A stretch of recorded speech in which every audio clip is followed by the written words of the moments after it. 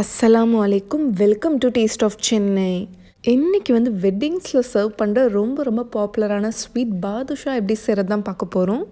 இது வீட்டிலே ரொம்ப ஈஸியாக எப்படி ப்ரிப்பேர் பண்ணுறதுன்னு பார்க்கலாம். மெஷர்மெண்ட்ஸ் நீங்கள் கரெக்டாக ஃபாலோ பண்ணிங்கன்னா ரொம்ப ஈஸியாக செஞ்சிடலாம். இப்போ வாங்க அதுக்கு என்னென்ன தேவையான பொருட்கள்னு பார்க்கலாம். நான் வந்து 250 கிராம் அளவுக்கு மைதா மாவு எடுத்திருக்கேன். கப் மெஷர்மெண்ட்டில் பார்த்தீங்கன்னா 1.5 கப் அளவுக்கு மைதா எடுத்திருக்கேன். அப்புறம் 1/4 கப் அளவுக்கு நெய் வந்து ஒரு 60 ml எடுத்திருக்கேன். நெய் எதில் நீங்கள் மெஷர் பண்ணிங்களோ அதே கப்பால் பாலும் எடுத்துக்கோங்க. ஸோ ஒரு 1/4 கப் அளவுக்கு பாலும் எடுத்திருக்கேன். அப்புறம் ஒரு டேபிள் ஸ்பூன் அளவுக்கு நல்ல திக்கான தயிர் எடுத்துக்கோங்க. அப்புறம் ஒரு டீஸ்பூன் சுகர், ஒரு 1/2 டீஸ்பூன் அளவுக்கு பேக்கிங் பவுடர், அப்புறம் 1/4 டீஸ்பூனுக்கும் கொஞ்சம் கம்மியாக பேக்கிங் சோடா, ஜஸ்ட்டு ஒரு பிஞ்ச் சேர்த்தா போதும். இப்போ வாங்க இது எப்படி செய்கிறதுன்னு பார்த்துடலாம். இப்போ ஃபஸ்ட்டு பவுலில் மைதா மாவை போட்டுக்கிறேன்.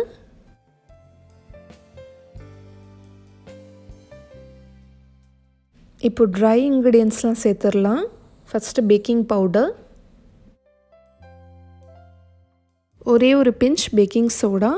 நீங்கள் பேக்கிங் பவுடர் இல்லாமல் வெறும் பேக்கிங் சோடா மட்டும் சேர்க்குறதா இருந்தால் பேக்கிங் சோடா ஒரு 1/4 டீஸ்பூன் அளவுக்கு சேர்த்துக்கோங்க.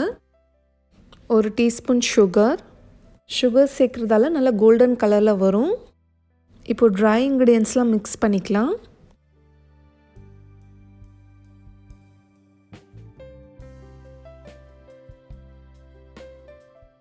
அடுத்தது தயிர் சேர்த்துக்கோங்க.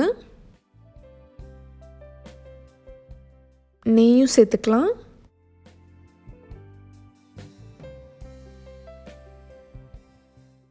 இப்போ கையாலே இதை நல்லா மிக்ஸ் பண்ணுங்கள்.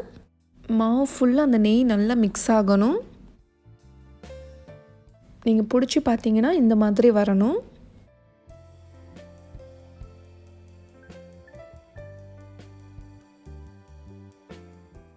கால் கப் அளவுக்கு பால் எடுத்திருந்தேன் இல்லையா, இப்போ அதை கொஞ்சம் கொஞ்சமாக சேர்த்து நல்லா மிக்ஸ் பண்ணிகிட்டே வாங்க.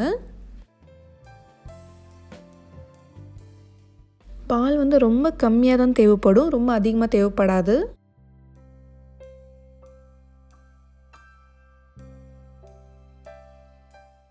டோட்டலி எனக்கு அந்த 1/4 கப் பால் மட்டும் தான் தேவைப்பட்டுச்சு. சப்பாத்திக்கு பிசைகிற மாதிரி ரொம்ப சாஃப்டான டோவாக ஸ்மூத்தாக பிசையாதீங்க. இந்த மாவு பார்த்தீங்கன்னா கொஞ்சம் அங்கங்கே கிராக்காக தான் இருக்கும். அப்போ தான் வந்து ஷீரா வந்து பாதுஷாவில் நல்லா இறங்கும். இப்போ நான் உங்களுக்கு லேஸ் காட்டுறேன் பாருங்கள். இப்படி தான் இருக்கணும். நம்ம சப்பாத்தி மாவு மாதிரி ரொம்ப சாஃப்டாக பிசைஞ்சிட்டோன்னா அப்புறம் இந்த ஃப்ளேக்கியாக இருக்கிறதெல்லாம் போயிடும். இந்த மாதிரி பதமாக பிசைஞ்சதுக்கப்புறமா இப்போ அட்லீஸ்ட் ஒரு 15 நிமிஷத்துக்கு மூடி வச்சிடலாம்.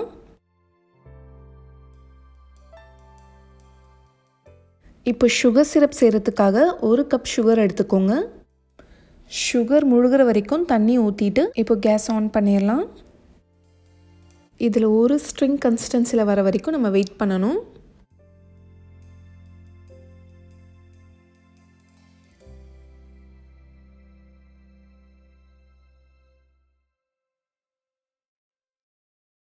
இப்போ இதில் ஒரு பிஞ்ச் சாஃப்ரான் சேர்க்குறேன். இது வந்து டோட்டலி ஆப்ஷனல் தான். நீங்கள் வந்து ஏலக்காய் பவுடர் கூட சேர்த்துக்கலாம்.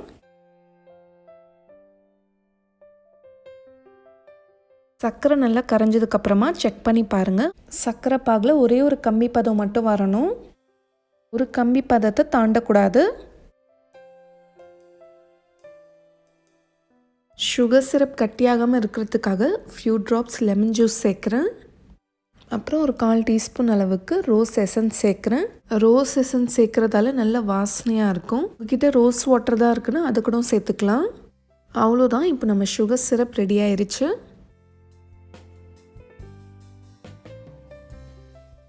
இப்போ இந்த மாவில் வந்து சின்ன பால்ஸாக உருட்டிக்கலாம். ஸோ கையில் இந்த மாதிரி வச்சு இந்த மாதிரி ஸ்மூத்தாக உருட்டுங்க.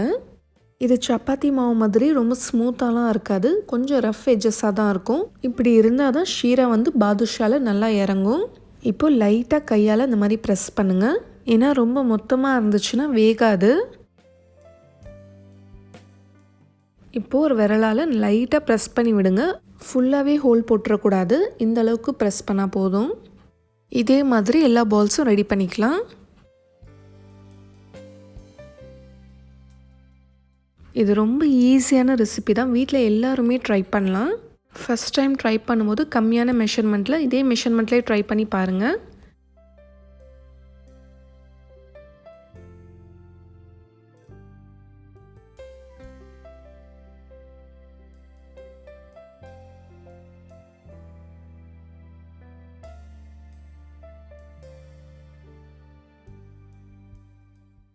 இப்போது எண்ணெய் லைட்டாக சூடாக இருந்தால் போதும். நம்ம குலாப் ஜாமுன்லாம் ஃப்ரை பண்ணுவோம் இல்லையா, அந்த மாதிரி தான் பேட்சஸாக ஃப்ரை பண்ணி எடுத்துக்கலாம்.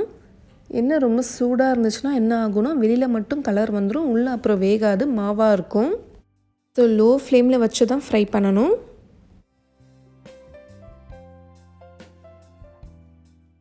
இது கொஞ்சம் நேரம் ஃப்ரை ஆனதுக்கப்புறமா மேலே அந்த மாதிரி வரும். இப்போ இதை திருப்பி போட்டுக்கலாம். 2 சைடுமே நல்ல கோல்டன் ப்ரௌன் கலரில் வரணும், அது வரைக்கும் ஃப்ரை பண்ணி எடுத்துக்கலாம்.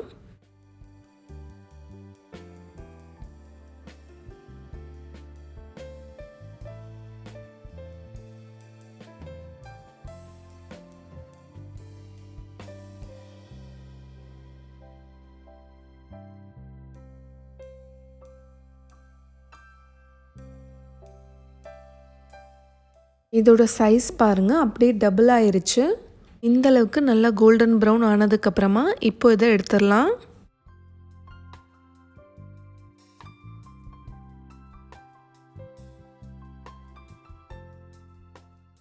இப்போ இதை எடுத்து நம்ம சுகர் சிரப்பில் போட்டுக்கலாம்.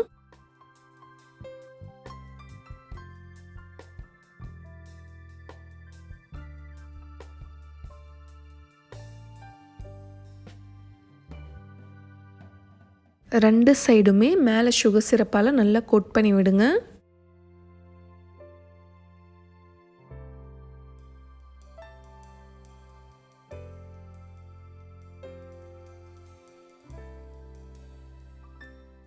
இப்போ இது ஒரு 1/2 அன் ஹவருக்கு இதிலே நல்லா ஊறட்டும்.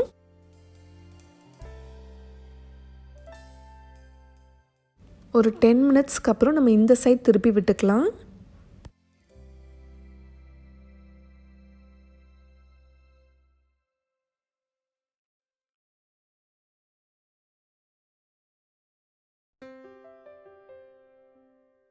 அவ்வளோதான், இப்போ பாதுஷா ஷீராவில் நல்லா ஊறிடுச்சு. இப்போ இதை தனியாக எடுத்துடலாம். வாவ், செம மவுத் வாட்டரிங்காக இருக்குது.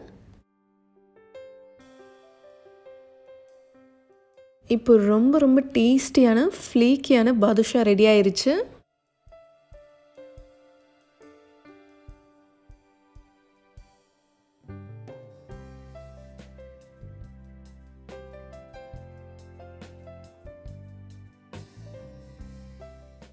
இப்போ ஃபைனலாக கொஞ்சமாக குங்குமப்பூ வச்சு நம்ம டெக்கரேட் பண்ணிக்கலாம். மேலே கொஞ்சமாக நட்ஸும் போட்டுக்கிறேன்.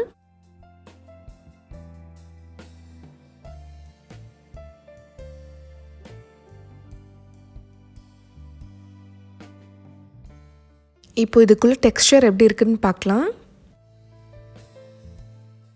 ஷீரா எப்படி உள்ள வரைக்கும் இறங்கியிருக்கு பார்த்தீங்களா? நான் சொல்லவே தேவையில்ல, உங்களுக்கே தெரியும். ரொம்ப பர்ஃபெக்டாக வந்திருக்கு. நான் எக்ஸ்பெக்ட் பண்ணதை விட ரொம்பவே நல்லா வந்துச்சு. ஸோ என்னை ட்ரஸ்ட் பண்ணி கண்டிப்பாக இந்த ரெசிபியை நீங்கள் ட்ரை பண்ணலாம்.